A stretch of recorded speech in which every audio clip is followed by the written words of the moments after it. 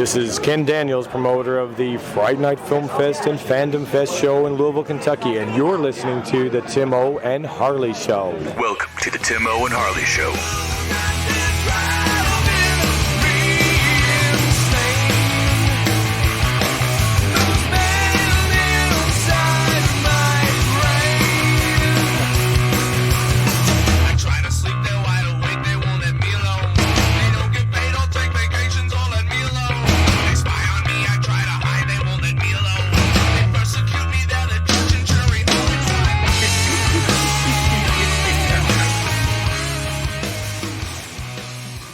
Thank you for listening to the Tim O and Harley Show. I am Tim O. Over there's my partner in mind crime, Mr. Ben Harley. Say hello, Harley. What is happening, people? Ben, International House of Pancakes Harley. That's me. IHOP Harley, they used to call me. I bet they did. You look like an IHOP kind of guy. Am I? Yeah. You're not a Bob Evans guy, are you? IHOP. You're not Bob Evans. You're IHOP, aren't you? Well, no, actually, I'm more of a Bob Evans guy. Oh. But this is the only reason. We didn't have IHOPs up here for a long time. Uh-huh. Only when we would travel down south or Florida and stuff like that, I would go to one. But no, I'm a Bob Evans guy because Bob Evans is an Ohio guy. Oh, yeah. See, that was my geographical faux pas. Yes. There we go. But, man, I like me some IHOP. I did it. Really do. Sydney and I would go there because they got all those different, the syrups. Oh, my goodness. Yeah. Well, what a moment to welcome in the deep thinkers, Mr. Ben. Yes. Right on. That's some Bob Evans talk right there. Yeah. So. Actually, Tim, I'm going to blow your mind. I was actually been to the original Bob Evans farm. Really?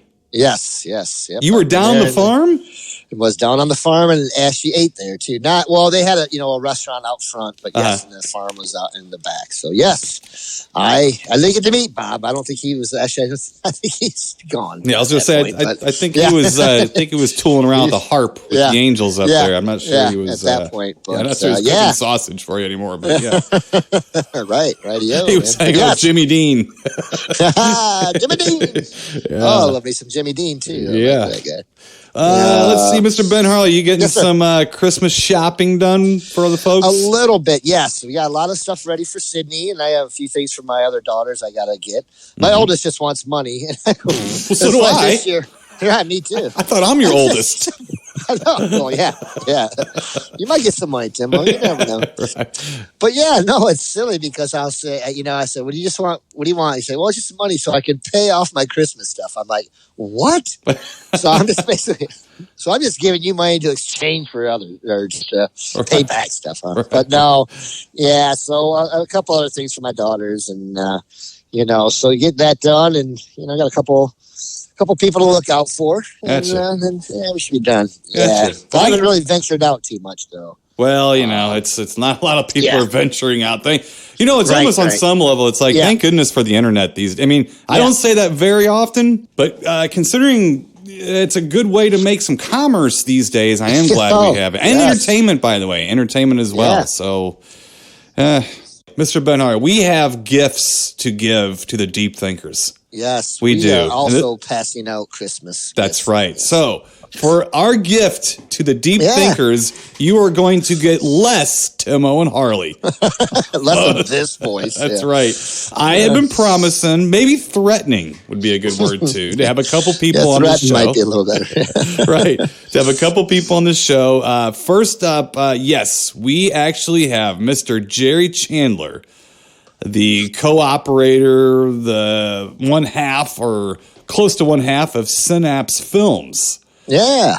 On today. And for the next three weeks, we have a 3-part interview here, okay, with Jerry Chandler. So we go through everything from how did Synapse start to how does one go about putting out movies on a label like Synapse with a lot of catalog titles. How do you go about getting them? How do you get the rights to them? How do you put them together and all that good stuff? And we talk about this stuff a lot of the show.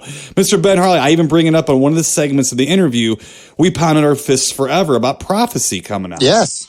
Well, I mentioned that during. Absurd about it. Well, hey, I mentioned that on one of the segments. Now I don't think it's this segment, but I mentioned on one of the segments, and our pal Jerry Chandler does say, "I love that movie. I would love to do Prophecy."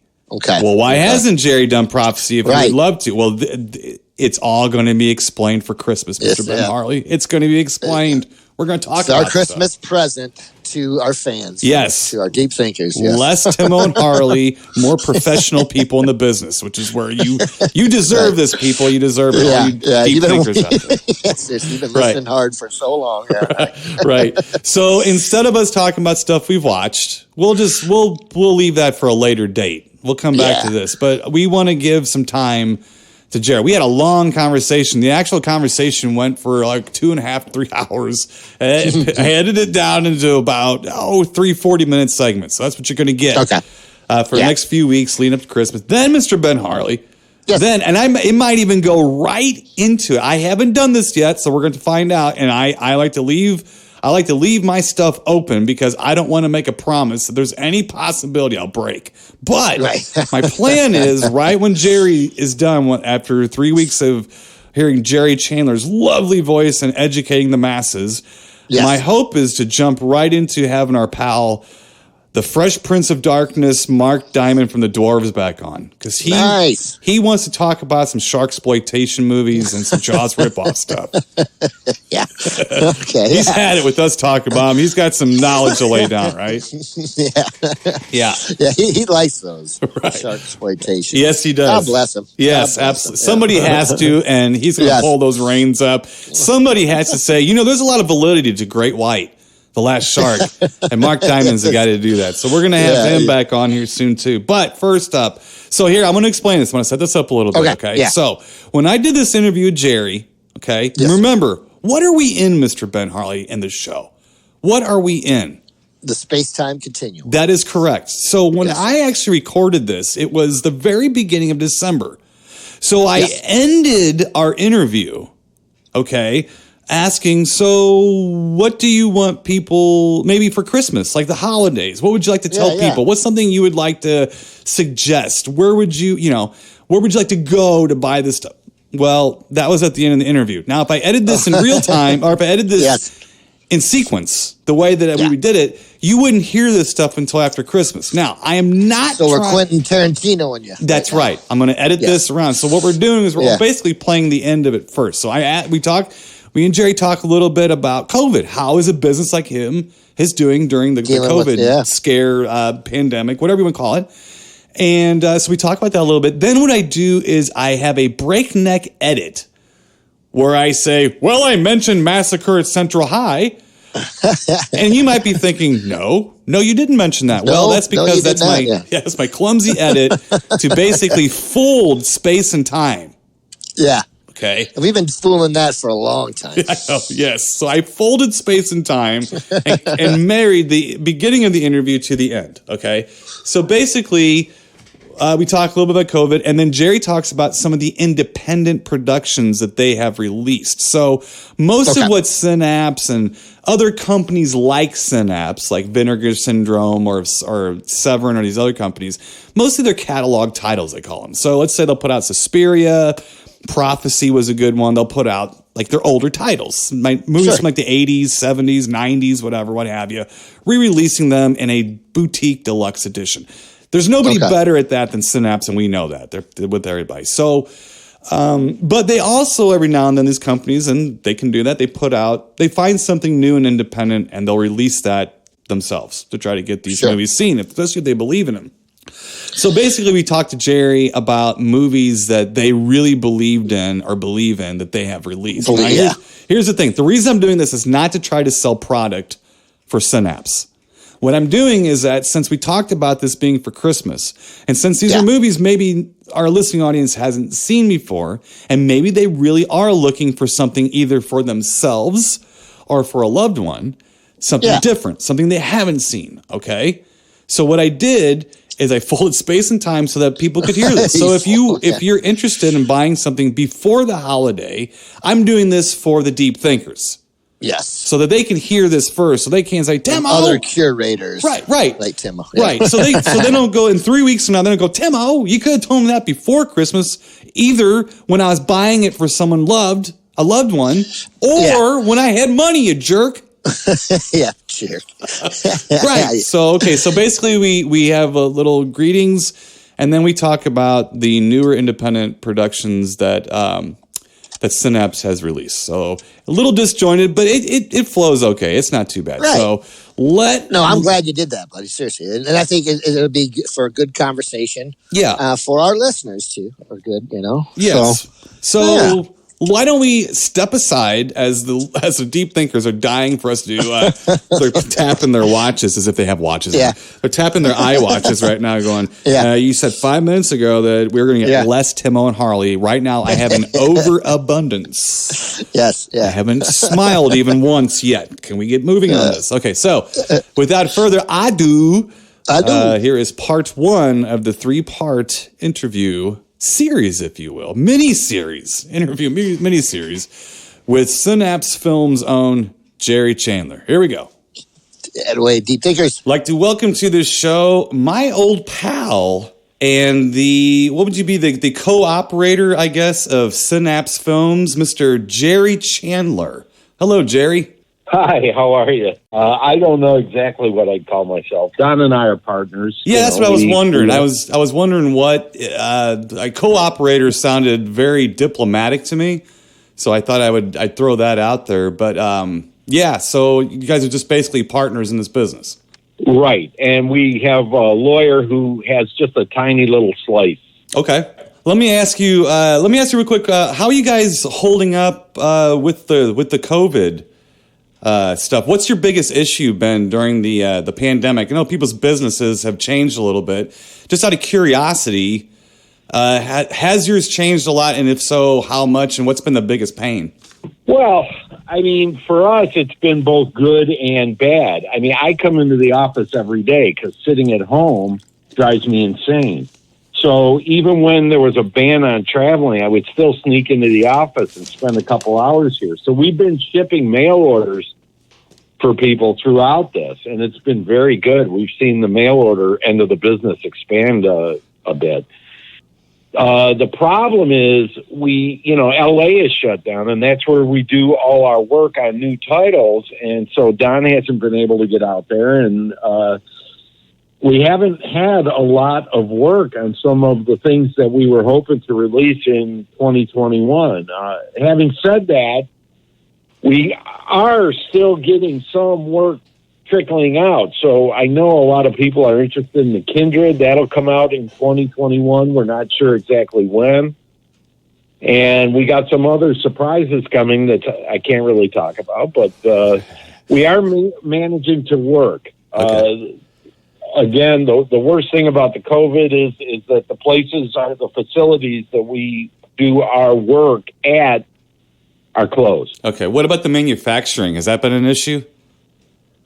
Manufacturing is an issue to a certain extent. Our manufacturer isn't actually a manufacturer, but he's a broker of manufacturing. So we call him, tell him what we need, and he gets the discs in and he assembles the packaging at his plant, but he's not an actual replicator.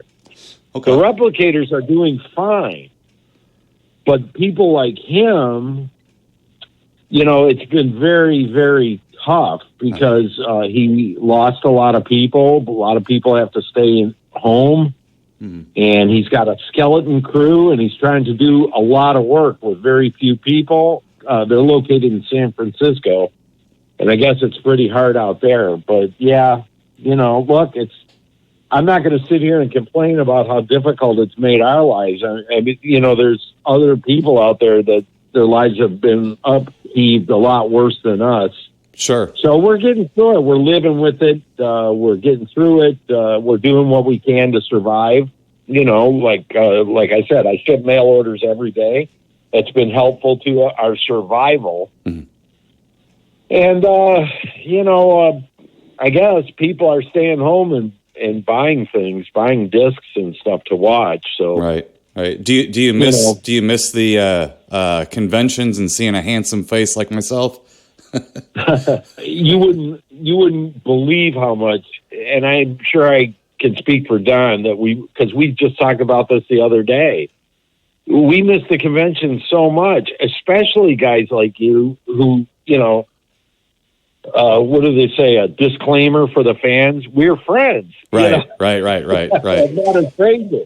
Right. So yeah, of course, it's horrible. I mean, you and your wife are like, when I do a show, I know you guys are going to be at. It's like, oh, great, I'll have something to do because I'm too old to hang out in the lobby drinking. It's just too much for me. I don't have enough left to talk about. Right. But instead, I could go with you two and sit in your room and we have some drinks and everything. It's just awesome. It makes it's one of the best things. So now you couple the fact that you're not seeing your friends, you're not doing those kind of things. And where are you? You're sitting in your basement office, at least if you're me. And if I leave my office, I got to deal with my wife. Right. And if I get through my wife, I got two daughters in their 20s. I got to listen to their problem. That's a lot of ladies to deal with. Yeah, and I got two dogs, and one of them's a female, and me and the other dog, we get our asses kicked all day long. Right. But anyways, right. So it makes it all the more painful that you can't, you can't see anybody. Right. And then the third leg of this horrible thing is when the shows start going again. Mm-hmm. Who's going to go? Right. Is it going to be just the vendors where we all buy tables and hope for the best and nobody shows up? Right. And if people do start coming, are they going to have money to spend? Are they going to feel into it if they can't party because they're wearing these masks? Right. This doesn't end when this ends. Right. This is going to go on for quite a while, and it's going to haunt us. And I hope I have enough life in me to get back to normal, whenever that's going to happen. You just mentioned Massacre Central High, and this is, as far as I know, your newest release that you have right now. That's out, and it's a limited release, correct? Yes. Okay, and so what do you want? What do you have besides that, or just that you want to tell people, especially around the holidays, that's available from Synapse? What do you have? What are you excited about right around the corner, and what you got right now, including Massacre Central High? Well, listen, there's all the standards. You want to get your loved one something cool, you could buy our Maniac Cop, our Frankenhooker, those titles you grew up with, and you're going to get them the best version ever available. What I really like, and people don't buy these titles, and I think it's because they've gotten burned, because for every 1,000 indie films, 999.7 suck. But occasionally you have a brilliant film. And even though we know we're going to lose money on it, we grab them and put them out. Because I remember sitting on my couch in my basement talking to Don and saying, well, for our new company, all we should do is we should find the greatest indies and put those out. Because they're movies that young people have made, no one's ever seen. We'll find the great ones, and it'll give people a chance to break into Hollywood. Directors and stuff. Well, that lasted about a minute when we put out our first couple of indies and no one bought it. So it's like, okay, let's do catalog titles. But those indies, we know that unless they're absolutely phenomenal, we can't put them out because we're going to lose money. So we put out these absolutely phenomenal indies. And if you see an indie in our catalog, and I would recommend that to buy, because that's a movie your loved one has never heard of that's going to be just blow them away. Well, yeah, no, we started talking about them a little bit because I had watched some stuff you got me. So the ones that I have recently seen are Worm. So that's one of them. So if you want to talk about Worm for a minute. The thing I would want everybody to know about Worm is the person who made the movie didn't write a script. What he did was he'd pull the actors into the area where the scene was going to be shot, and he'd talk about what he wanted in this scene, and then he'd leave it to them. All the lines in the movie are improvised, all of them. And I also love the way the film starts off so light and happy, almost like it's going to be a comedy. And as the movie progresses, it gets more and more serious into drama territory. And then at a certain point, it turns pitch black into horror. And it's a great little movie. I mean, my biggest peeve with indies, and I get a sense an awful lot of them, is with crappy endings. There's a saying in Hollywood, if it ain't on the page, it ain't on the stage. And what that means is, the story has to be right. It's got to be a good story. And that means it can't be a good story with a terrible ending. It's got to be good all the way around. And a lot of times, these young folk think about it for a long period of time, and they cannot figure out how to end their film in a satisfying way. So they put it off. Never put anything like that off. Never just end it. Never just grab the ending that it's the best you could think of. Just don't even bother starting. Wait till your pre-work is complete.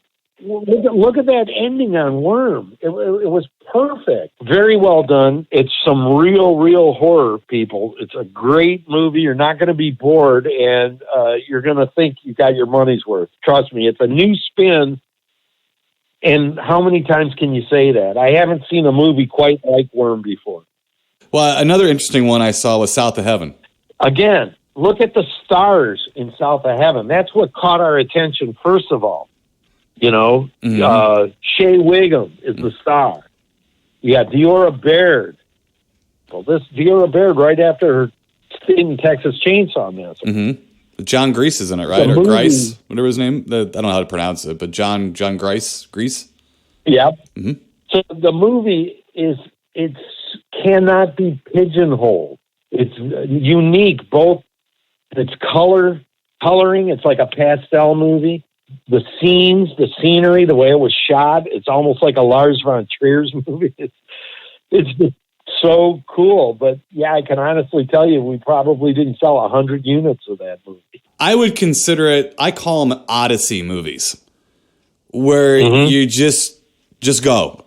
Anything can happen. It could go to a comedy, to a horror, to an action, anything. But you're going to follow, it's like buckle up. Here we go, and then just let it go and let it unfold. Let the onion peels unfold in front of you.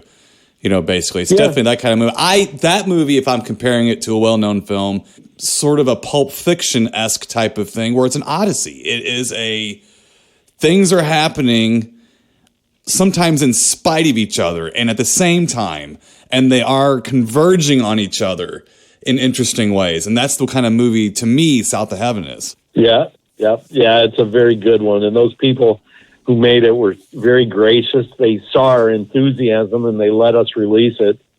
And it's just heartbreaking that I was never able to send them any money because didn't make any money. But that's another one that people should seek out. If you're tired of the same old, it does have a plot you can follow. It's somewhat linear. It's not like one of those, we've all seen them, movies where you just can never figure out during the course of the film exactly what's happening at all. Yeah. Almost like a movie that should have been an anthology movie, but instead they just kind of paste it all together to keep you off your toes in a way. Yeah, it's definitely got more than that. Another one that I think is pretty interesting that I'd be a little surprised if this one wasn't moving a little bit is Life and Death of a Porno Gang. Well, that movie did sell okay, and I think part of it was because before he died, Roger Ebert wrote about it in his column in the Chicago Sun-Times and said, while it's very violent and we'll call it risque, it's an amazingly great movie. And again, that one gets compared a lot to a Serbian film because they're both made by Serbians who are making films that are really supposed to talk about what life is like in Serbia today. And whereas I did not like Serbian film at all, because its shocking scenes to me were not very shocking. A baby scene, you could tell it was a plastic doll. Not that I would have preferred a real baby. No, I understand. Yeah, I got you. You know, that was not, you know, that movie was very distasteful. But what I really disliked about it was at when the actor and the director are talking at that table, and the actor or the director starts talking about his motivation for why he's doing what he's doing, he came off as completely insane, which to me took all the power out of the film. Because if you look at a movie like Hostel, what's making it so awful is the fact that these people are killing and torturing and setting up these kids to be tortured and killed strictly for money, not because they're crazy. It's something as basic as money. And there's nothing you will ever be able to do to talk your way out of it, because all they care about is the money. There's no humanity left in them at all. I find that concept incredibly horrifying. And it was taken away because this director wasn't doing it for the money. He was doing it for his insane vision. So I didn't like a Serbian film. Now you look at Mladen's film, Life and Death of a Porno Gang, came out at roughly the same time, and it was almost kind of the same subject matter. A kid is shooting porn for the Serbian mafia. They give him a bunch of money, and instead of making a porn film, he decides to do an art film. And he turns it in, and he says, "Look how great this is." And they said, "You spent our money on this. We can't sell this. You have like a week to bring us the porn film we paid you for, or you're dead. And everybody you know is dead, and your family is dead, and everybody's dead." So now he's got no money to shoot the porn film with, so he grabs up his troupe of actors, and they decide to try and escape to the countryside. And it goes straight, in a sense, it's like Worm, where it starts off like that, but it gets gradually darker and darker and darker and darker and darker. The darkness starts early in Life and Death of a Porno Gang, and it gets very, very deep shade of black. Without ruining the plot for your people, I gave only the beginning, almost like the prologue to the film. I explained it. I explained it in this way. It is in the Serbian film family. It didn't feel to me like either movie knew the other one existed. So it wasn't like there was a ripoff going on. It looked like to me like these two movies, like you said, had similar subject matter and were taking place in a similar world. But I felt like Serbian film was slicker, and where Life and Death of a Porno Gang was more of a cinema verite type of thing, where you floated back and forth between, is this a camera crew following this guy? And then it would kind of slyly kind of move over to just more of a handheld feel. And then it would kind of slyly move back and forth. So the techniques and the filmmaking are drastically different. And the look of the two films are drastically different, where Serbian film is more of a fantasy type of thing and a slickness. Yeah. And then the life. Part of that, Tim, is budgetary. The people who made Serbian film had a little money behind them, and Mladen didn't. Mm-hmm. But I think he used it to his advantage, though, which I think a great indie film does do, where it will take its constraints and turns it around to its advantage. I mean, the most blaring, obvious example in history to me of that is Jaws, where they took the shark not working and inadvertently almost made it to their advantage and made a movie scarier.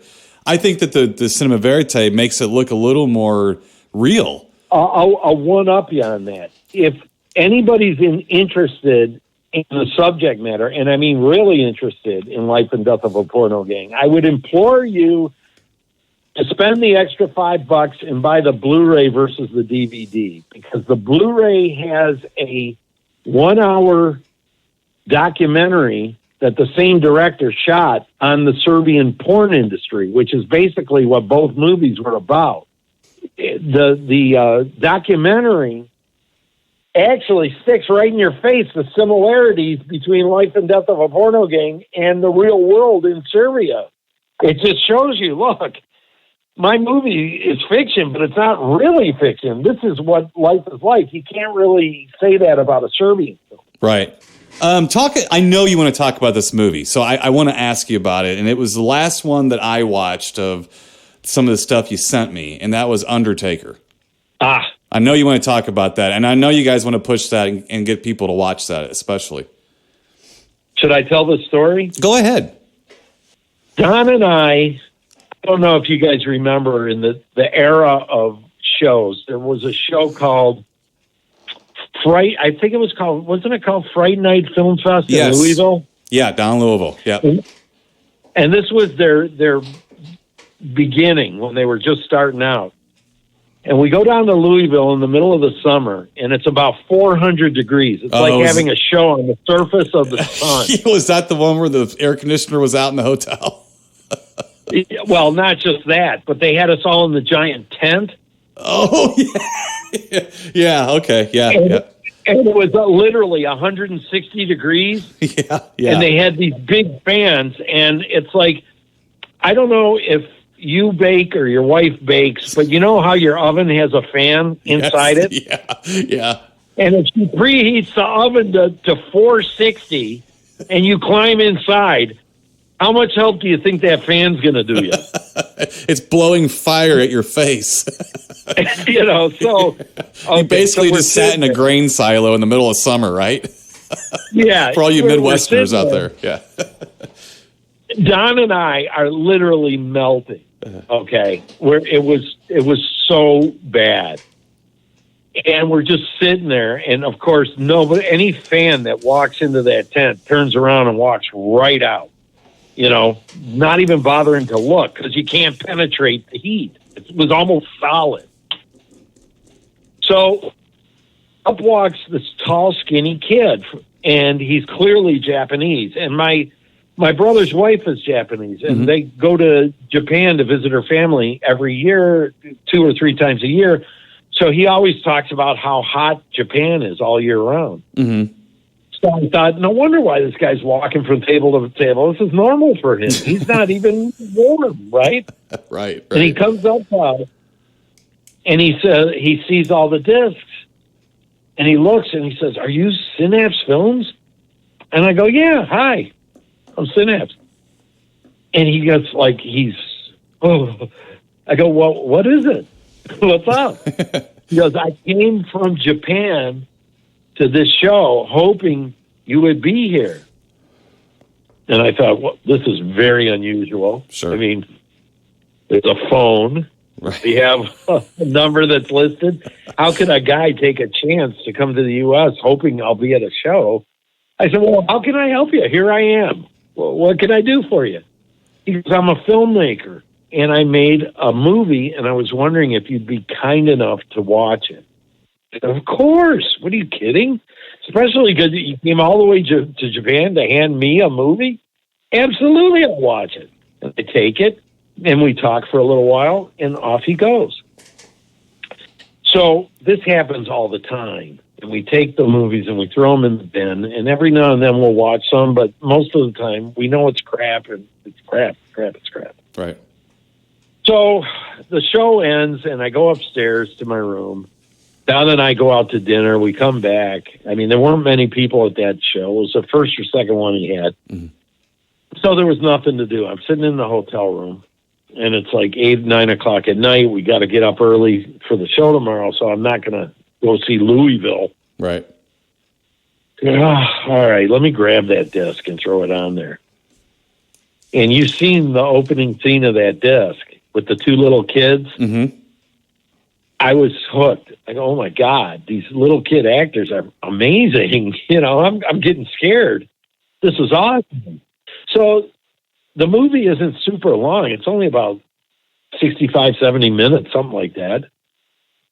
And I start watching, and oh my God, this is it. This is somebody actually creating a new spin on the zombies. And yet, they're still zombies. They're still rotting people coming back to life and eating the living. And yet, it's something I've never seen before. Oh my God, this is so cool. So I saw the guy the next day. I go, now. His name is Now, N-A-O. But no. He comes over. I go, oh, my God, this movie is great. I love this movie. I love your film. It hit on every level. He didn't have any money. He made an amazing movie for $7,000. Amazing. You couldn't tell it was $7,000. What did he spend it on? What can you get for $7,000? Right. It's a lot of makeup too. Those zombies wasn't just like somebody put some powdery paint on their faces. Those were extensive corpses. There you go. So you got the budget is non-existent, but the movie is great. The story was amazing from beginning to end. The ending couldn't have been any more perfect.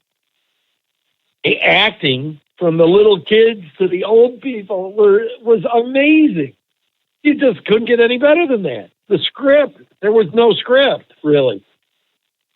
But what little dialogue there was perfect. Every time I see that movie, I cry at the end. So it reached into me and touched my heart. How often does that happen? Right. I loved everything about that movie. And yeah, folks out there, if you're listening, you get a zombie film, but you get a new spin on the zombie film. It doesn't take away zombies from what, and it treats you like you've seen zombie films before. So it doesn't bother with the fat. It doesn't bother with, is that person getting back up? They were dead. How could this be happening? No, they almost like a vampire movie where they're like, we get it. We get it. There's been 100 years of vampire movies. It's a vampire. Here you go. So I like that. That to me is cool. Unless you're going to have a brand new type of creature. That's my favorite type of movie, actually, where you have a brand new type of creature and the characters are learning about the creature throughout the film. That to me, like Alien to me. Oh my God. Love that. This movie, though, is like the flip side of that, where it's like, okay, so if you're going to give me, I don't know, like a werewolf, or if you're going to give me something that is more of a standard monster, at least treat me like I've been here before. Then you know that you're in the hands of someone who's been there before themselves. But not, there's also something else, Tim. This movie starts during the quote-unquote zombie apocalypse. That lasts for all of the first 10 minutes. Then it's about 22 years later where you're in this dystopian world. The zombies have come. They're here. The humans have exercised some sort of control over them because there's pockets of humanity. It's not that they're sitting behind guarded walls like The Walking Dead and the zombies are constantly trying to break in. It's evolved to the point where those zombies are where they are. Society's falling apart, but there's these villages and whatever. They're not being constantly threatened. So now there's a new concern. Now that we have time to breathe, we have some safety from the zombies. What concern comes to mind? Like, look, I have a bad back, but I also have another problem that causes me even greater pain. And when that problem is acting up and that pain is there, I don't feel my back anymore. So when that pain goes away, then your body has the luxury to say, well, okay, what else can I piss and moan about? So the constant threat of zombies eating you alive is no longer really there. So what is the next thing you think about? And that's what Undertaker's all about. The Undertaker is a person. It's the name of his job, but it's not what an Undertaker does in our time.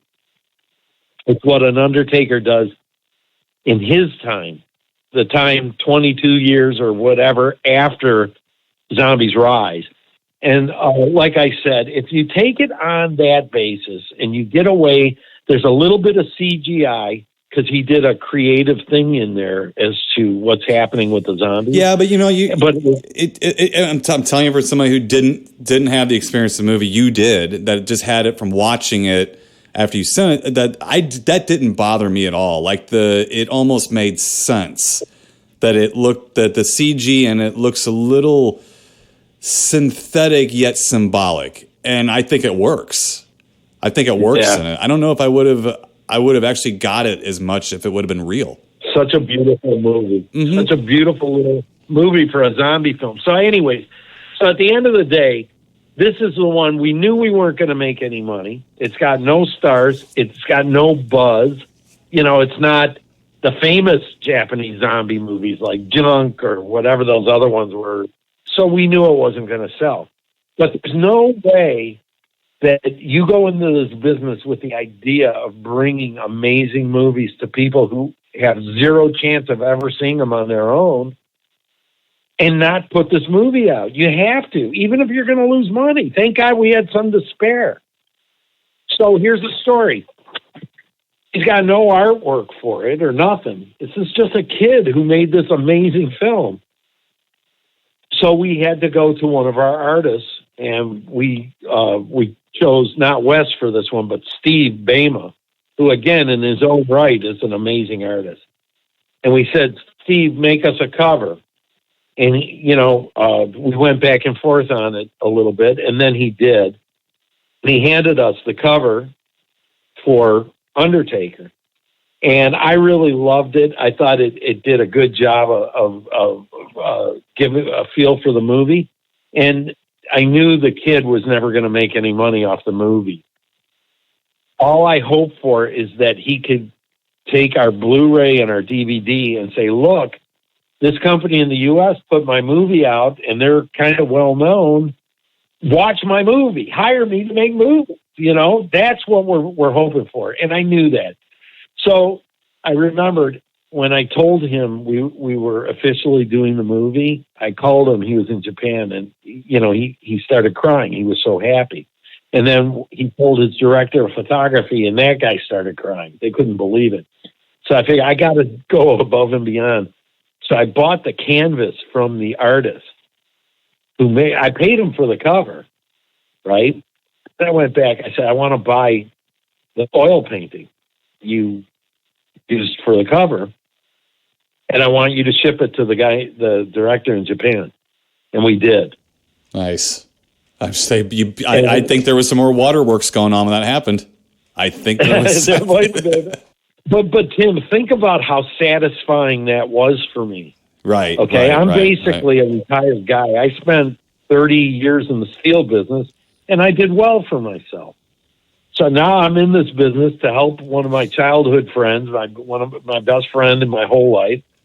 And, my idea, my life doesn't depend on this business. So my idea was to try and bring attention for young filmmakers who deserve it. And there I was. His dream was to have us put out his movie. I did it. I took it. I put it out, and then I showed him that we believed in him the whole time, not the other way around. We already knew he believed in us. Right. And it was such a satisfying feeling to be able to truly feel like we helped someone. Did we ever help him? Did we help him? I don't know. And I might never know. But I feel like I did everything I could for the guy. And that is tremendously gratifying on a personal basis. Right. For me and Don. Well, you're still doing something for him. You're on this show right now, and you're taking time and explaining this movie and explaining what he did. And that's it.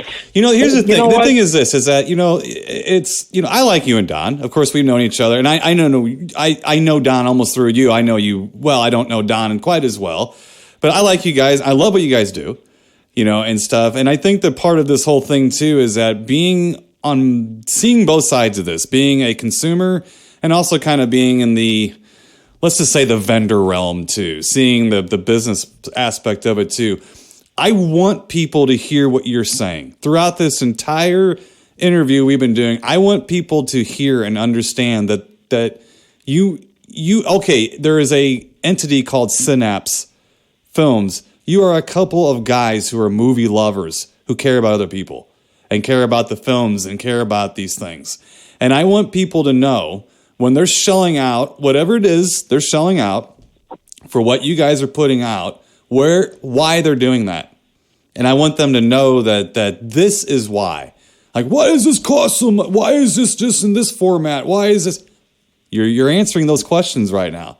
So if the people who are complaining online or wherever else, if they really truly care, they at least have this as an avenue to listen, to answer their, let's be diplomatic, to answer their concerns. Now, let's go one step further. Let's help out all these filmmakers, I think, even more. I want to know. Well, wait a minute. Okay, Let me stop you right there, because I kind of disagree with you. Okay. You're saying a very nice thing to me, and I appreciate it, and it's very kind of you. But one thing, I don't like taking credit for things I may not deserve. You know, we're having this discussion about Undertaker, and we talked about South of Heaven, and we talked about Life and Death of a Porno Gang, and we didn't talk about Asylum yet. We should mention that. Oh, that's right. That was my bad, because I love that. That was a great movie. Yeah, that was my mistake. So let me correct you here. Okay. And I use I don't mean correct in a harsh way. What I mean is the ship has sailed on these films. For me, the words I'm saying now to help these filmmakers, it's too late. These movies were made and released a long time ago. Why are we still talking about them then? Because we're talking to your fans or our fans, and this is for them. These are great movies that they haven't seen.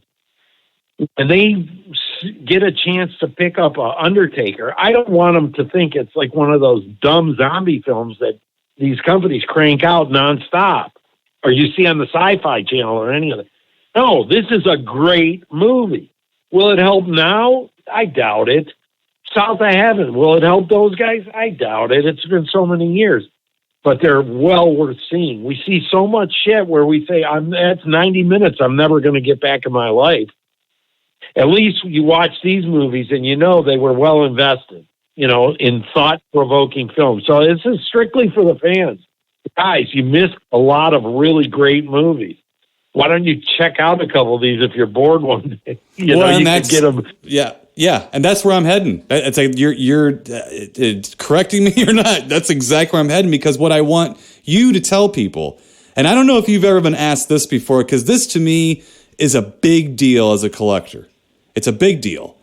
And we've talked about your catalog films, which that's bread and butter. That's what you guys are doing. We've talked about the independent films that you guys have released, which is your an extension of your love for films. No matter if it makes you the cool kid in the block having that on your table or not, you believe in that, you're going to put it out. Well, let me ask you this now. Where do you appreciate the most? And I know it's anywhere, but where do you want people to go to look at your catalog and to try these movies out from? What I mean by that is there's Diabolique, there's Amazon, and you guys have a new website, correct? Didn't you guys just have a new website? I understand what you mean. Yes. Tim, let me answer. Okay. It would be very rude of me to tell people where to go, because it's obvious where they should go to support us, and that's the Synapse website, because when we sell from Synapse, we get to keep all the money. However, we are locked into, any distributor, when they sign you, they know you have a website. So part of the distribution agreement is if you insist on maintaining your website, you must sell at full retail. You can't discount, because then you conflict with their customers, which are stores and shit like that. So I have to sell at full retail. So we don't do a lot of website sales, but when we do, we get to keep all the money. That helps us. But by the same token, what about Diabolique? He's given us a lot of attention. He sells a lot of our stuff. I can't say buy from me and not Diabolique, because I'll make more money. I'd like him to make some money too. Let him make a few dollars.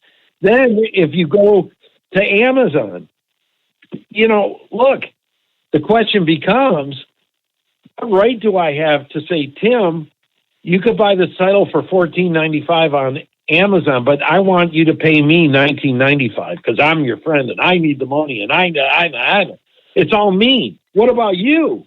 You got a wife and kids to feed and stuff like that. You're not made out of money, I'm assuming. So, I can't tell you that. All I can do is say to the fans, go to our website and look for news and see what we have. Then, if you want, shop around and get your best deal. At the end of the day, if you buy the unit, that's going to help me. Even if I only get $1, it's going to help me. Then if you don't buy the unit or you buy somebody else's title instead, just buy. That's all I care about. Buy the things I pick. I pick great things. So when someone doesn't get it, I get a little hurt and disappointed. And why won't people give this a chance? I'm not Don, right? Right. I'm not Don. No one knows me, but there's always that little part of me standing in the corner saying, you're the one who picks all the indies and you pick these great films. Don't they know that if you pick this film, it's going to be great? They like every indie you put out. Why don't they trust you? Right. So that's the little voice in my head. Right. So just tell me I'm on the right track. Yeah, buy it. Yeah, If you get it dirt cheap, just buy it, watch it, and send me some feedback. You liked it, you didn't like it. That's what makes my heart beat fast. Well, on a personal note to the people listening right now, and I review these movies. I'm a fan. I don't distribute anything. I don't put anything out, nothing like that. But what I can say is everything I've seen, and you've championed them. It isn't like I run to your table and I try to buy all the independent movies you have. I mean, you are always talking about them, and you're always saying, man, look, and you'll say, here, take this, talk about it on your show. That you do champion these movies. One thing I will say, and I am as a lot of people are, I'm one of those people who I don't like anything new. Man, just give me the catalog. So I love going back and the nostalgia of everything. And there's a lot of old movies I have yet to see, as we all do. There's some gems out there waiting, and we're like archaeologists trying to find this stuff. So it's so much fun. However, what I will say is this. As someone who's a jaded fan, I've never gotten a movie from you that was bad. I've never gotten something that was like, oh, for crying out loud. The only bad movie I ever got from you was a movie that was well known to be bad. That was Manos, The Hands of Fate, which you guys worked on real hard because it's a known cult. So bad, it's hilarious. But it never looked so good, did it? No, it did. It looked great, but I think I was bitching while I was buying it from you. Like, I just take this time, you're just taking my money. I don't. And then I bitched and moaned, and I walked over to Joel Robinson's table, who I think did the artwork, and I had him sign it, and I was bitching to him. And I went, but I bought it. But see, part of that is the support. It is the support that, I figured, well, you know what? If I buy Manos, maybe it does something to help Kindred. And the thing is too, it's like, yeah, you know what? There's probably some good extra features on these movies. The documentaries on them might be more interesting. I bought a movie. I won't even say it. It's a competitor, friendly competitors, but I don't even want to mix titles or anything. But I bought a movie just like a couple weeks ago that I watched a movie and it was so bad I was laughing. It was a catalog movie, an old Italian movie. But it had a nice little half-hour documentary on it. And it was worth it for that. It was worth it. It was worth it for that and just to have it in the collection. But I will say that, and I mean this, I'm not just saying because you're on the phone, because I would just not say anything. I would allow you to talk to the audience. What I'm saying is I have never gotten a bad film from you. Asylum, we did not talk about, but Asylum is not a horror film. It's horrifying what happens to the guy in the movie and stuff, but this movie looked like it didn't cost very much to make either, and it didn't need a whole lot. It was a familiar type of film, but it was done really well. I mean, I really did. Amazingly well. Yeah, I really did like it. And if I come back, we'll have to talk about, I want to talk about Creep Behind the Camera, which is a story in itself. Oh, yeah, that's a good one. Me and my wife watched that one years ago. I love that movie. Let me wrap up this segment because we've been on for 2.5 hours. Yeah. And, we'll talk a little bit about Asylum and then I'll let you go. Okay. But then we could do this again if you ever decide to, because Tim, it seems like we got an awful lot to talk about. Yeah. I could go on for 8 hours. Yeah, So, I could too. Yeah. But yeah. Asylum, I remember, there was a director, Italian, I believe he's Italian. Forgive me if I'm a little off on this. Don is really the bibliophile, not me. There was a director who did a horror film called the House of Clocks or House with Walls of Clocks or something like that. His name was Pupi Avati, and he had just come out with a new movie.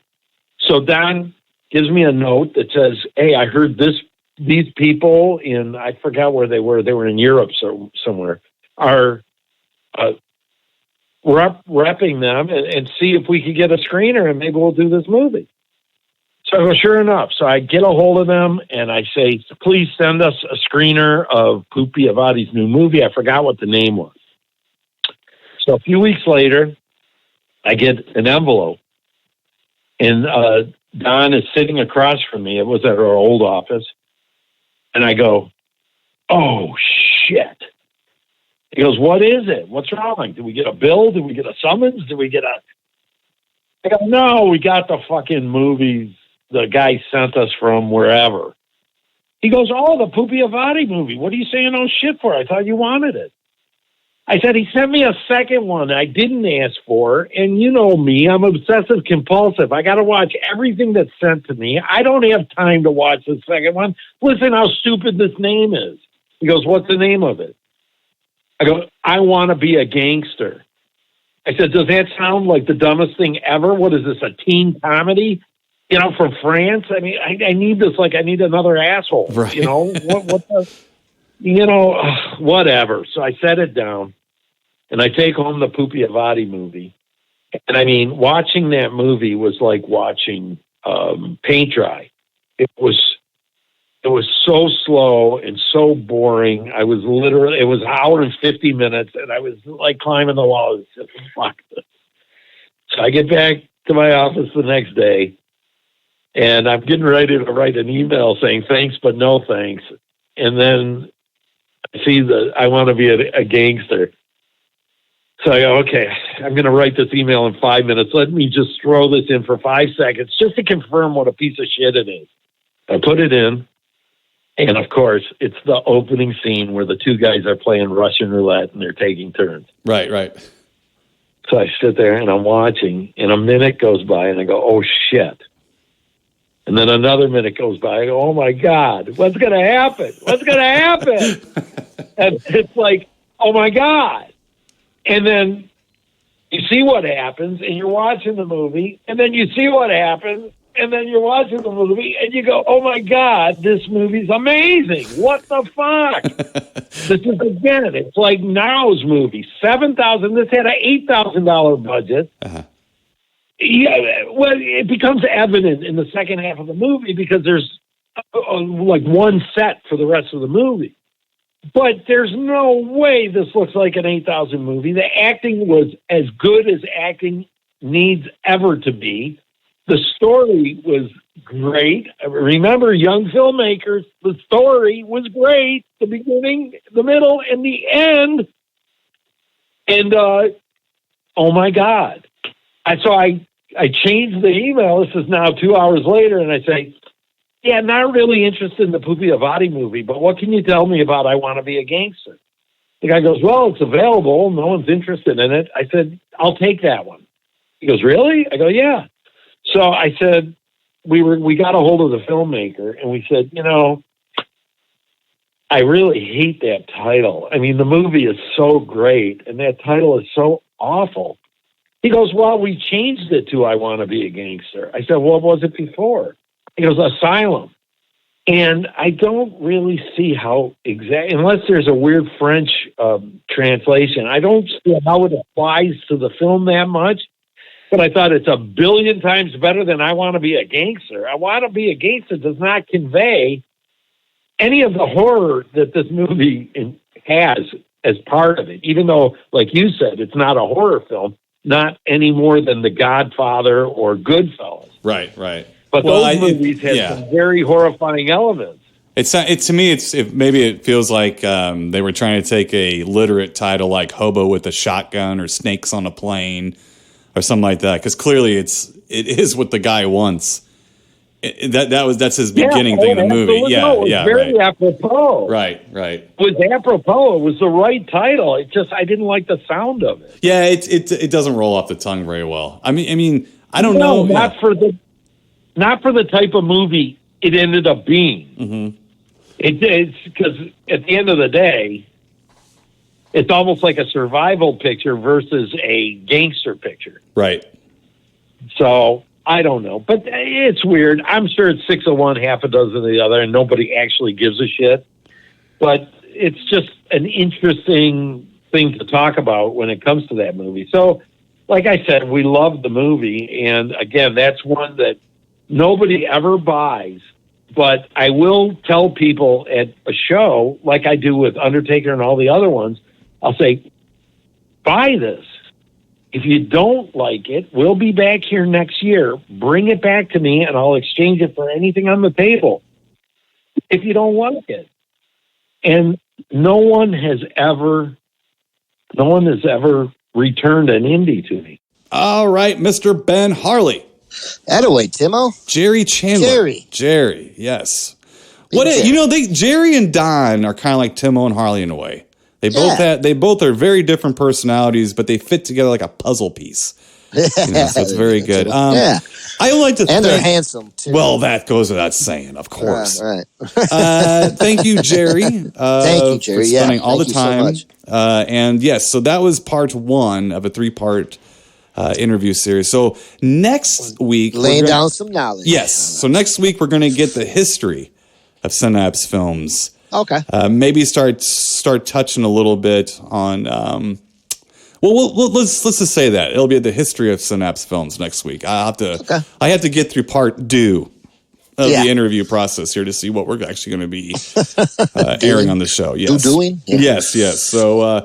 So now that we have gotten non-Timo and Harley time out of the way, bad news for the deep thinkers. We're back to Timo and Harley o'clock. Sorry. Yeah. And time for our official film.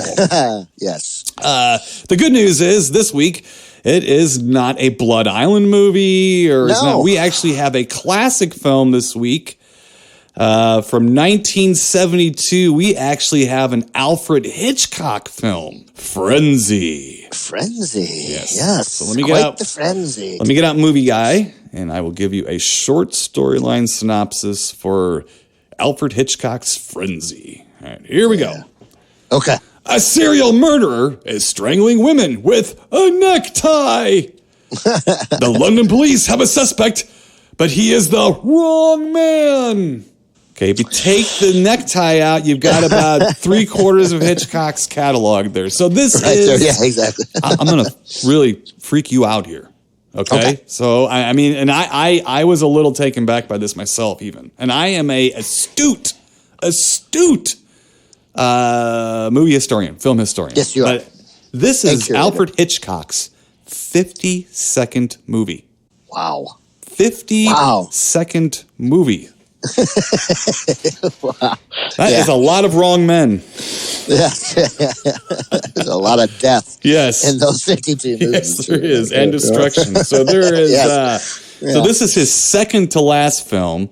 But this was kind of, I guess, known as Alfred Hitchcock's last great Hitchcock movie. Hitchcockian movie. Yeah, this is his movie that kind of goes back to that well. This is a descendant of Psycho. Okay. And even a descendant of some of his more humorous films, because this is a macabre film, and it's got some macabre humor. Oh, yeah, it does. It does in it for sure. So let's do a little bit of clerical work here for Frenzy here. So I said it was Alfred Hitchcock's 52nd movie. Obviously, it was directed by Alfred Hitchcock. Yeah. Since it was an Alfred Hitchcock movie, the screenplay here was by Anthony Schaffer. All right. Now he wrote Absolution, which I really like, with Richard Burton in it. That's where he plays the boys' school, the priest. Yes, absolutely. Yep. That's a good one. He wrote The Wicker Man, which has been copied and everything ever since Wicker Man came out. I mean, people come to me and say, "Have you seen the movie Midsummer?" I've never seen anything like it. Well, then you haven't seen The Wicker Man. Anyway, moving on. He also wrote, and this one I do like. He wrote Sleuth. Oh, That's did he? a good one. That's really, really good. And he adapted this. He wrote the screenplay, Anthony Shaffer did, from the novel Goodbye Piccadilly, Farewell Leicester Square.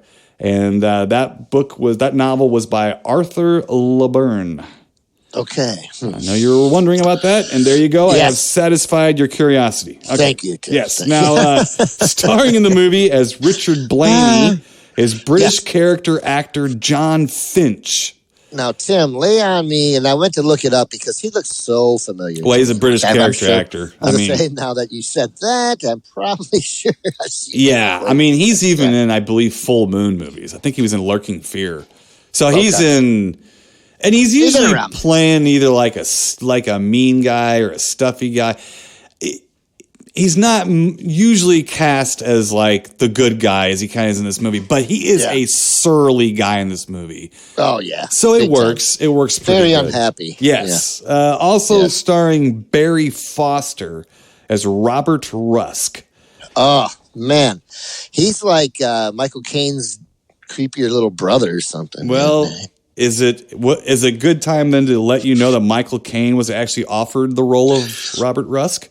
You know, and I'm not kidding you. I thought that, like, watching this, I'm like, was he not available for something? Because this guy is like almost a spitting image of him, and kind of acts like him a little bit too. You know what I mean? Like, a little bit. He actually, Michael Caine turned it down apparently because he thought the role was despicable. Now, let's not talk about the fact that only a few years later he was in Dressed to Kill.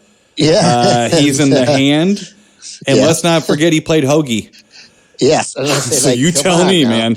And I think this other guy did a great job, but man, I think Michael Caine would have been awesome. It would have been great. Awesome. It would have been great. Yeah. I mean, because we love Michael Caine for most of it. Now, Barry Foster, though, he was known as the Dutch detective in the TV show Vandervalk. So that was, I believe, a British television show. We know him. We do know him. And he was casted. He was casted because he was in Twisted Nerve. Ah, okay. Twisted Nerve has that little whistle jingle that Tarantino ripped off. What was that for? Was that for Kill Bill? I think it was for Kill Bill. He ripped off the little whistle jingle or whatever. Now, also as Hetty Porter, also from Twisted Nerve, is Billy Whitelaw. Okay. Hetty Porter is I'm kind of jumping around because Billy Whitelaw and Barry Foster were both in Twisted Nerve. And Hitchcock apparently cast them because Twisted Nerve was known as a Hitchcockian film.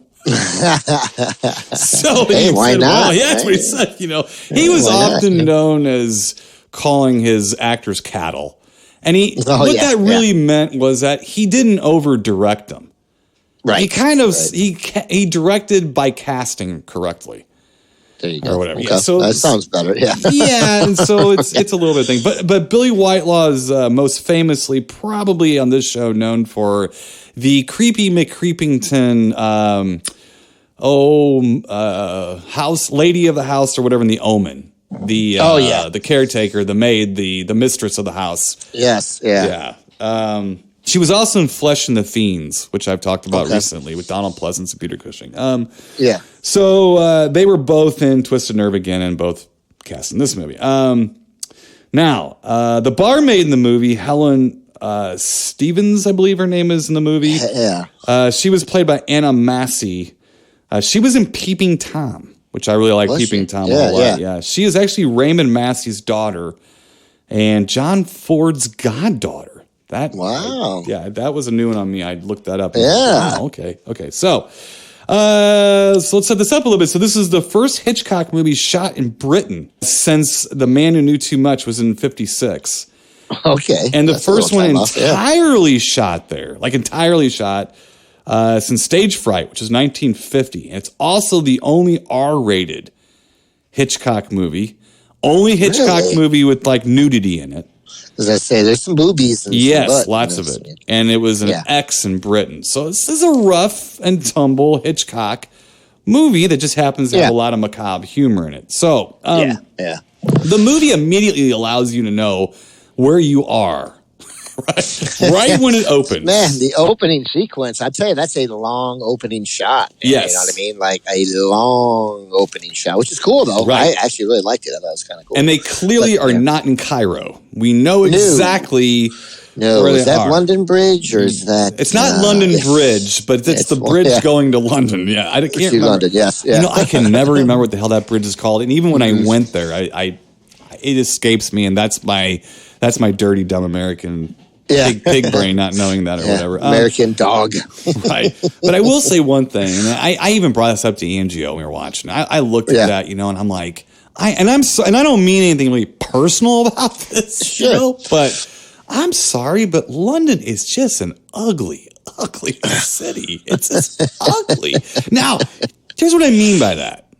Yeah. When you take it as a whole, like when the opening shot where the bridge is coming up, and then you see like some of the things on the sides of the River Thames and everything. Yeah. It's not real pretty. It's a little dank and muddy and a little dirty stuff. Now, but if you take like the individual antique buildings and everything, that's kind of interesting. It's kind of neat. However, when you pull back and look at the entire city as a whole, you kind of get like a Rodney Dangerfield from Caddyshack kind of look. Kind of a lot of things thrown around, and there's a punchline coming somewhere. Right. So, But that being said, it is a very ancient city, of course, and very dank looking, sort of. So it doesn't exude like rainbow colors. That's not what you're really thinking of, or whatever. So. So basically right in the beginning, you have some get together where Hitch is in the audience. He's doing his cameo. He's one of the guys in the audience or whatever. And there is a nude corpse that just happens to float up. Happens to float up at the River Thames. Yeah.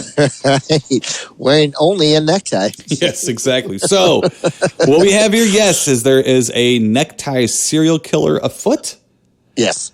And that's it. And then what we have is a classic Hitchcock, wrongly accused man, who is trying, I guess, he's trying to prove his innocence in the midst of a lot of things in his way. Like every time he tries to prove his innocence, he looks more and more and more guilty.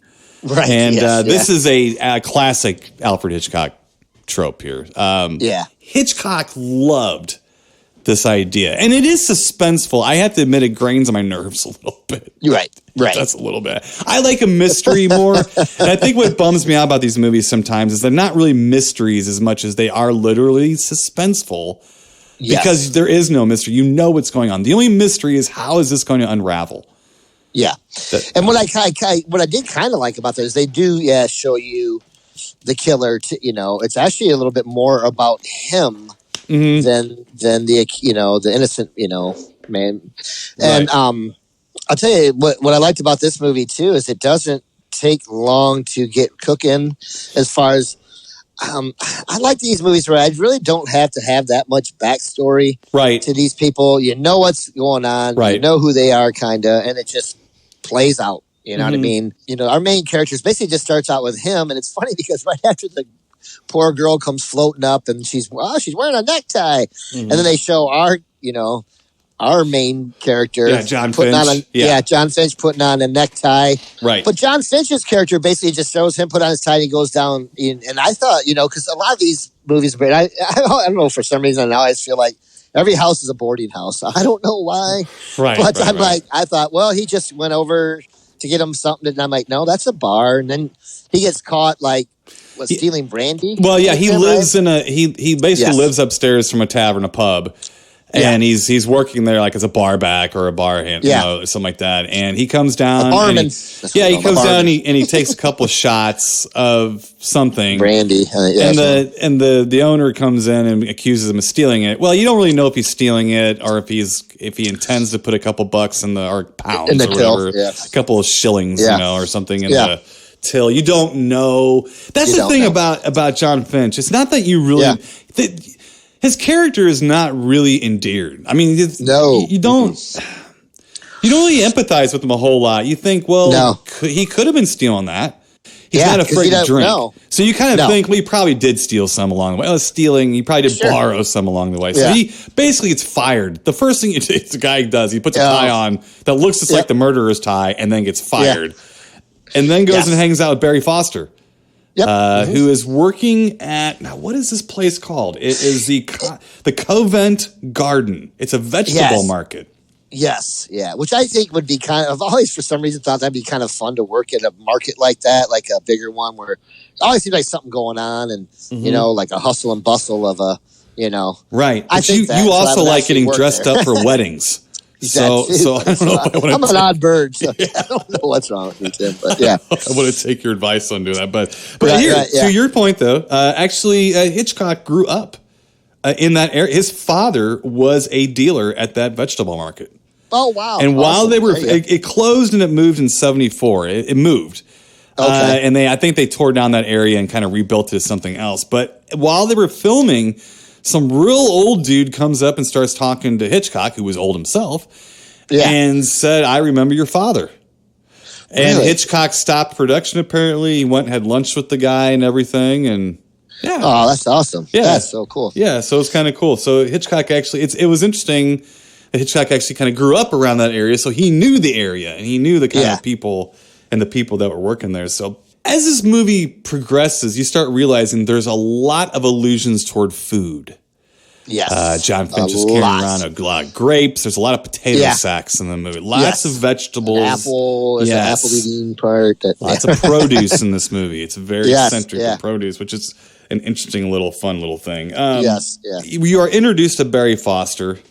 Mm-hmm. And he actually offers him because he's like, he tells him what happened and now were they all in like the army together or the Royal Air Force or something, RAF, because they talk about him, Finch's character, being such a good pilot and everything, and they never really say. So I felt like that they were buddies from that time period or something. I'm not quite sure. I've always been a little foggy, and it probably was just something that blew over my head. Some dialogue that you might have caught I didn't. I always was kind of curious why they were friends. Yeah, and then because his other friend too, it's like they really are good friends to him. Not like, like he even says to him, "Do you need any money? Can I take you?" And he's like, No.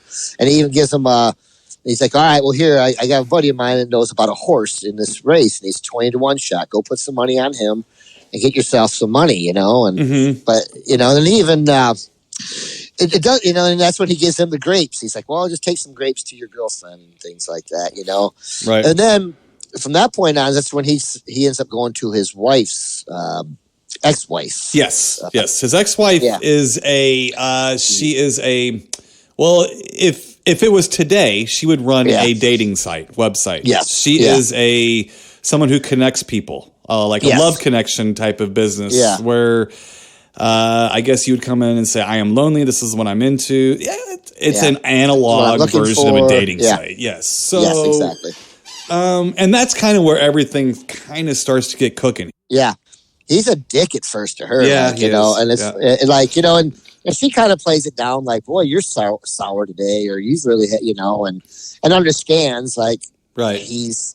How he is, whatever, because they even send away the secretary. That's the problem. That's what starts the whole thing. The secretary sees John Finch being a dick to his ex-wife and then gets sent away. Well, the next time she sees John Finch, he's walking out of the building that his ex-wife's building where she has this love connection place at.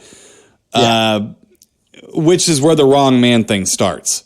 Yes. And the last time she saw him, he was freaking out on her. Yes. And he calms down, of course, as soon as soon as she leaves the premises, he calms down. You realize this guy's... They go to dinner afterwards. Yes, they go to dinner. Yeah. So. Which I kind of... the thing is, though, you could say, well, didn't people see him at dinner? Yeah, but he, breaks a glass in his hand. Clearly, the guy has a temper.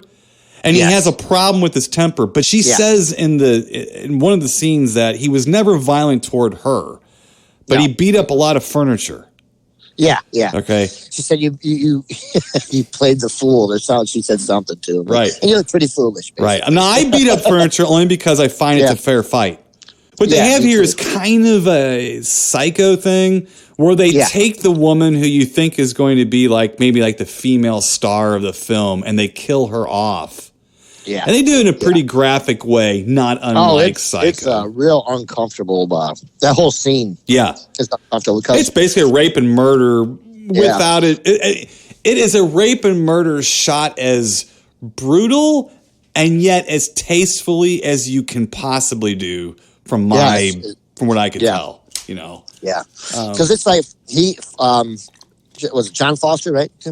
Barry Foster. Barry Foster. So he goes to Finch's ex-wife's spot and wants to find love, and she knows what he's about. She knows that he's either really sicko. Yeah, he was a client. So what happens? Is Barry Foster, right? Like when John Finch isn't around, Barry Foster comes in. And he's and she knows him right away, and she's like basically saying, "We can't help you." He's a masochist. Yeah, exactly. He's into S&M stuff, which today is people roll their eyes at, like, oh, no big deal. But back then, it was a little. People didn't understand. It was a little spooky and dangerous, and was really thrown in with real violence more than role play, which we kind of understand it more today. And but we're going off of 1972 right now, so. Yeah. She's basically like, we don't have people that are in S&M. We're, and they don't say S&M. They're they're letting you know he's into some really weird stuff that they don't even want nothing to do with them. And they're kind of telegraphing the fact that he's been to other agencies and they won't have him either. No. So he clearly, the last place. Yeah. Yes. So he clearly is getting irritable because nobody wants to help him find a woman to beat.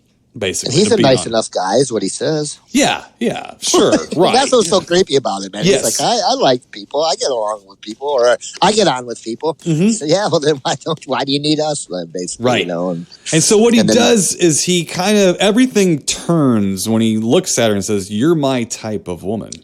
Yeah. And like, I like you. That's why I keep coming back. Basically, he's like, I like you. Yes. And so that's not good. So he ends up killing her. And that scene is very, very bizarro. Yes. Like, right. And so through the rest of the movie, though, like when he's going to kill someone, he says, "You're my type," and that's the cue. Yeah. Basically, what happens is when Barry Foster murders John Finch's ex-wife for not humoring him sexually, right? When he leaves, he locks the door. Yes. So John Finch comes up to talk to his wife, but he can't get in because the door is locked. Yes. Because Barry Foster just left after murdering her. So he's knocking on the door. Well, nobody's answering. She's dead inside there. He doesn't know that. So he goes, he's like, well, I guess she's not here. So he leaves. As he's leaving, that is when the secretary, who the last time that she saw John Finch, he was being a dick. Totally. So she sees him leaving. Out of there. Yeah. Yes. Yeah. Enter the police. Enter her saying, "I just saw Richard Blaney or whatever leaving the place, and he was a jerk. So clearly he killed her." And then the cops are after John Finch. Barry Foster is running around killing people, laughing because they know he knows they're after John Finch. Yeah. And the police detective, in a wonderful little subplot, keeps going back home to his wife, who is taking gourmet cooking lessons just to throw more food at the audience. Yes, in this film. Yes. So a running joke in the movie is that the police inspector, so he keeps coming home at night to have dinner made by his wife.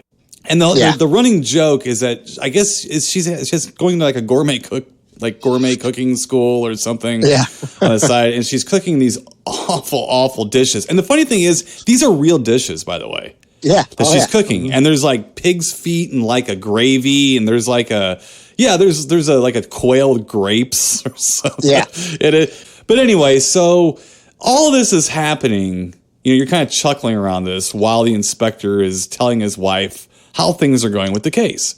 Yeah. So you're getting kind of like up to speed on what the cops know with the murders while you're having a good chuckle and stuff like that. And Hitchcock, when he was on, he was good at this stuff. Yeah. So he there's a part where so basically Barry Foster's kills Finch's girlfriend. Yeah, the barmaid, Yes. Anna Massey. Yeah, so she is probably the only and most sympathetic character almost in the entire movie. Besides the police inspector, you feel bad for having to eat all that crap his wife's making. Yeah, and she just quit. So she quit the bar because the owner of the bar is messing with her about Finch. Thinking, he's the killer, and you're lucky you didn't get murdered by him. So and she's the only person that really believes that Finch is innocent. Yeah. So Barry Foster's character takes full advantage of that and murders her. And disposing of her body is quite the.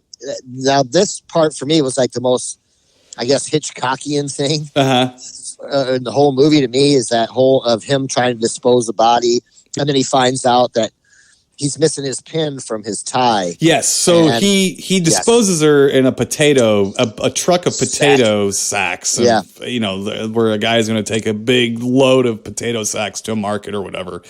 Yeah. And he dumps her body in a bag, in a potato sack or whatever. Then he realizes he has this, like, what they call them, like a brooch or a pin or something that he has with his name on it, like a R. Because he's Robert Rusk in the movie, so I think he has an R on it. So clearly, you don't want an R pin that was on your person, clutched by the hand of a corpse you just murdered. When you're trying to pin it on a guy named, so on another guy, so he has to go retrieve the pin, and that is probably the most famous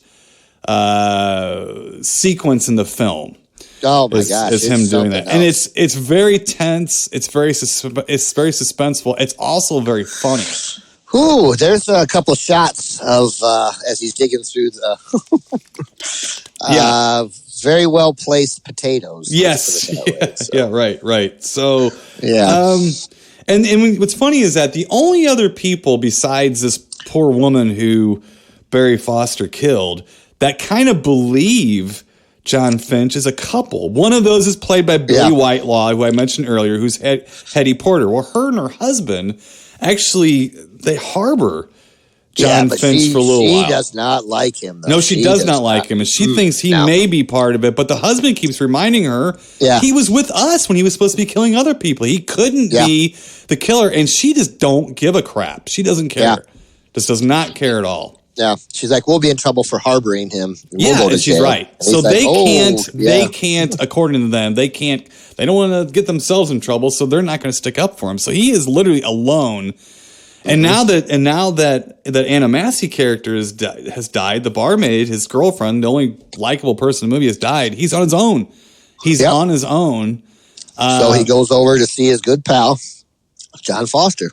He doesn't know who the killer is yet. That's the whole thing. Through the movie, the audience knows who the killer is. Yeah. But the star of the film, John Finch, doesn't know who it is. And the cops don't know who it is. So it's a little bit of a reverse mystery. Because Russ dogs him out. He says, I have a place for you to stay. And lets him stay in an apartment. He's only in there about 30 seconds. And the police come busting in. They say, is this your bag? He said, yeah. And old Rusk has planted her clothes. His girlfriend's clothes and all that stuff on him. Totally framed Finch. And then Finch gets convicted. Figures it out. He figures it out. They're like, it's him. Yeah. He knew he got button hooked. He knew he got bamboozled. And so now he knows who the killer is. Now he knows it's Barry Foster. So but he's convicted. Knowing he's not the killer, knowing who the killer is, he is convicted. And he fakes a fall in jail. He fakes a fall down some stairs, some metal stairs, and he gets sent to the hospital. Now, clearly, it's on purpose because it's a lot easier to escape from a hospital than a jail. So I'm told. So he does escape. Goes to he goes to confront Barry Foster. And to have it out with them, and he thinks he finds him sleeping, and he beats. I can tell by the hair. Something weird. Something's weird. So he goes and beats all over the bed. Right away that it's going to be that's not really Barry Foster. Yeah. No, he basically just killed. Well, he just basically beat another woman who was already dead. Now I know we're giving away the end, so there's some spoiler type stuff, sort of giving away. But we are. I mean, again, Harley, what do we say about a movie that was released in 1972? You might have seen it. You've had some time. You've had a little time. So So quit listening, I guess, if you don't want to hear anything more. But there's a difference here between the book and the movie. I'm a little torn by this, okay? So it's very stark, and you can probably tell what the difference would be. The book is more of a downbeat ending. Sure, I bet. You don't need a happy ending all the time, but for the movie, they kind of took a little twist and livened it up. Made it come together so you get some relief, which I think Hitchcock needed you to have. Yeah. I just feel like Hitch was like, no, I've suspensed these people through this whole movie. I'm going to let them off the hook before they go home. And that's the old-fashioned way of Hitchcock, which is why his movies are so popular. And some of the movies that are downbeat are classics, but are more for movie snobs like me. Right. You're a big snob. Well, life doesn't always have a happy ending. Oh, no. Life also, I don't know, my movie doesn't have to be exactly like life. Otherwise, I can just not watch a movie and live my life. Right. Which is, we complain that guy about was, anyway. And that guy was such a creep in it, man. Like Barry Foster, I'm like, oh, man, you wanted to see him get his comeuppance. I did, at least. Like, that sucks. That guy sucks. Right. Couple things. The movie's long. It is long. It's about 2 hours long. We've reviewed movies that were an hour and 15 minutes that felt longer, though. I mean, I have to admit it. I do. Yeah, definitely. No, I can say it's one of my favorite Hitchcock films. I was looking for a little bit more Hitchcock type stuff he does, camera things and other stuff. But you have the Goodbye to Bab shot where Barry Foster takes Anna Massey and you don't see anything except for her walk into his door and him say, "You're my type of woman. You're my type." And then the camera pans back all the way from the apartment, down the stairs, backwards, down the stairs, out into the street. And so you're left to kind of, in your mind. You're like, oh, boy. Right, but that's what that first murder accomplished. That's what the murder of John Finch's ex-wife accomplished. You don't need to see it again. And on some level, you don't need to see it again. It's a little exploitive after that. And not far be it from me to complain about an exploitation movie. I mean, I watched Women's Prison Massacre this week. I mean, so it's like, I got no leg to stand on here. But I'm just saying, I am watching a Hitchcock movie, though, and I want to see something a little more artistic, and I don't need to see it all. And that's what I like, though. I did like that part, though, because I'm like, oh, boy. Right. If you didn't need it, you're like, oh, well, there goes that. And it doesn't take away the shock value of the film. No. Especially, all the nudity, and most of the nudity is violent and corpses and things. And this is definitely his sickest movie, I think. Yeah. I mean, a lot of people think Psycho is like, I think Frenzy is, it's like Psycho with no seatbelt on at all. And it's less of a psychological study as much as it is, a wrong man type of thing. Sure. One thing that Hitchcock does is, and I don't even know if we're aware of this when we're watching these movies sometimes, but he actually makes you identify with the murderers. Yes. Yeah, so he actually he gives you a taste of that anxiety of getting caught doing something. And sometimes it's even, I wouldn't say an accidental thing, but you do. You sit there and you start going, oh God, oh my God. It's like, no, you want the guy to get caught, right? But he manipulates you. Into feeling that way, which is kind of cool. If you look at Psycho, it's also a wrong woman type of thing. You think it's a mother the whole time. I mean, that was a huge shock. Oh my God! At the end of Psycho, that was the crying game moment. That was the Sixth Sense moment that people were like, "Do not give away the ending to this movie." Right. People really did. They thought Norman Bates was protecting his crazy mother. Yeah. Mm-hmm. So and then the fact that he shows up dressed like her and stuff, you're like, what the? Especially back then, I can only imagine people like, what the hell? Right. Just great. It's great. And so this technique kind of turns on its head.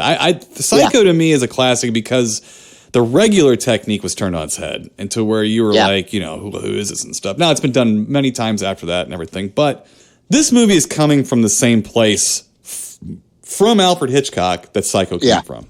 This is a psycho killer, serial killer, rough and tumble, gory, like, for a Hitchcock movie, gloves are off. type of film. This is not like Marnie. This is not like, I don't know, Torn Curtain. This isn't North by Northwest. This is a much more, and we're getting more toward the horror realm here, which is why we're doing the film, of course. But and it is especially for its time, Harley. When I was a kid, and when I was a kid, it wasn't too far from when this movie was made. This movie was a no-no movie. This was a nasty movie. No. You weren't allowed to see this movie. No. This was one of those rated R movies. This might as well have been Porky's.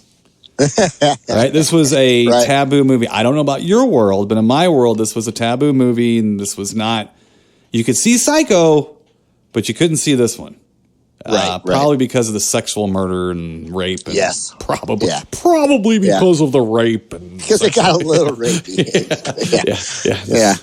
The sadism and everything. So, but anyway, it's good though, man. I mean, yes, very. It shows, Hitchcock wasn't at his strongest here. He was old. He was nearing the end of his life. He was definitely not on the beginning of his life, and. Right. But I'm going to give it Great Bape Up. I mean, it's me too. Very, very good. I mean, it's a very good movie. Yes. It is Hitchcock. I love the comedy in it. It could go either way. That comedy could tank easy, but given Hitchcock's British sensibilities, I think that helps it work. Yeah, I do too. And I think the scenes with the inspector and his wife did kind of break it up a little bit, and I liked. There's two scenes with them in it but are good. They're good scenes. You know what I mean? And I actually, I liked those parts. You know what I mean? And I think it still fit well with this movie. I still think the movie had enough smarminess. Oh yeah, and darn right awkward creepiness and comedy. It had a little bit of everything. Yeah, I definitely would give it a Great Bape Up too. I enjoyed it a lot. I thought it was a pretty good movie. Right. I really did, So, and I like that type of stuff. And I've never seen this one before, Tim. I think. Oh, really? I think I've seen parts of it, but I've never seen the whole thing. Oh, well, good. So. Yeah, okay. So it was definitely fun to watch. Oh, good. And, excellent. Yeah, well, I'm glad. So. Yeah. Well, very good. So you're just regular Great Bape Up then? Or? Yes. Yep, okay. Regular Great Bape Up. Me too. It's definitely not the greatest of all time. It's a little long, but I can't honestly say it felt super long. I think when it was over, I was kind of ready for it to end, but I wasn't tapping on the watch too much when I was watching it. No, me either. And therefore I got into it for a while. I kind of, and then I was like, well, how much time's left? And I'm like, oh my God, there's only a couple of minutes left. I was like, ooh, okay. Right. Because I really kind of got into the last half of it a lot more, I guess. Basically, once the scene of him getting in the car with the potatoes. Oh, the potato truck? Truck. Yeah, I got sucked in from that point. I mean, not that I didn't like the rest of it at all. I'm just saying I did. I'm just saying it kind of, I got it just draws you in. Yes, even if you don't know what's going on in the movie, that part will suck you in. And Hitchcock that's where his genius is. He cared about the suspense. Right. He cared about bringing that out of an audience, holding an audience on the edge of his seat. And I mean, that's just great though. I mean, you have to give him a lot for that because, it's not like you go see an Osabian kind of movie or a Harleyan kind of movie. You go see a Hitchcockian kind of movie. And that's right, exactly. What greater honor is there to basically have that? And some of our favorite probably directors, I think, Tim, were pretty heavily influenced by this guy, Right. Well, very good, very good. So 2 Great Bapes Up for Frenzy, Alfred Hitchcock's last, I would say last Hitchcock masterpiece in my opinion. Right. And I'm not alone in that, by the way. So, okay. Well, this guy here, Mr. Ben Harley. Again, thank you, Jerry Chandler from Synapse Films. We will have part 2 of our interview with Jerry next week. And then for the week after that, we're going to have another interview with him. And then hopefully we'll get Mark Diamond on here very shortly after that, if not directly after that. I'll have to find out when Mark has time to talk to us about his sharksploitation exploits. And we'll get on that as soon as possible. So until next week, all you deep thinkers, be good to each other, stay safe. We'll be back here next week, so stay spooky, and we'll talk to you then. Keep it creepy, people. You've been listening to the Timo and Harley Show, brought to you by ScreenPrintingFactory.com. Your affordable one-stop solution to all your screen printing needs.